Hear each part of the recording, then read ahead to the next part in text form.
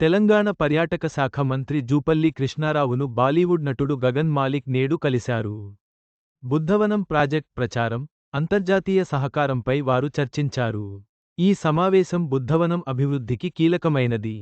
తెలంగాణ పర్యాటక, సాంస్కృతిక శాఖ మంత్రి జూపల్లి కృష్ణారావును ప్రముఖ బాలీవుడ్ నటుడు గగన్ మాలిక్ నేడు మర్యాదపూర్వకంగా కలిశారు. జీటీవీ రామాయణంలో రాముడి పాత్రలో, అలాగే శ్రీలంక నిర్మిత శ్రీ సిద్ధార్థ గౌతమ చిత్రంలో గౌతమ బుద్ధుడి పాత్రలలో గగన్ మాలిక్ నటించి ప్రసిద్ధి చెందారు. ఈ సమావేశంలో మంత్రి జూపల్లి, గగన్ మాలిక్ను Buddhavanam project special officer Mallepally లక్ష్మయ్యకు పరిచయం చేశారు. ఈ సందర్భంగా వారు నాగార్జునసాగర్లోని బుద్ధవనం ప్రాజెక్ట్ను అంతర్జాతీయంగా ప్రచారం చేయడం, బౌద్ధ దేశాలైన శ్రీలంక, థాయిలాండ్, మయన్మార్, భూటాన్ వంటి దేశాల నుంచి సందర్శకులను ఆకర్షించడం, బుద్ధవనంలో ఈ దేశాల సాంస్కృతిక కేంద్రాలను ఏర్పాటు చేయడం వంటి అంశాలపై చర్చించారు.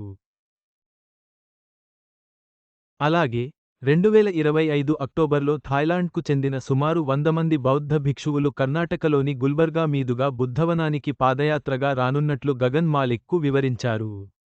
ఈ పాదయాత్ర బుద్ధవనం యొక్క ఆధ్యాత్మిక, సాంస్కృతిక ప్రాముఖ్యతను మరింత ఉద్ధృతం చేయనుందని మంత్రి జూపల్లి కృష్ణారావు పేర్కొన్నారు.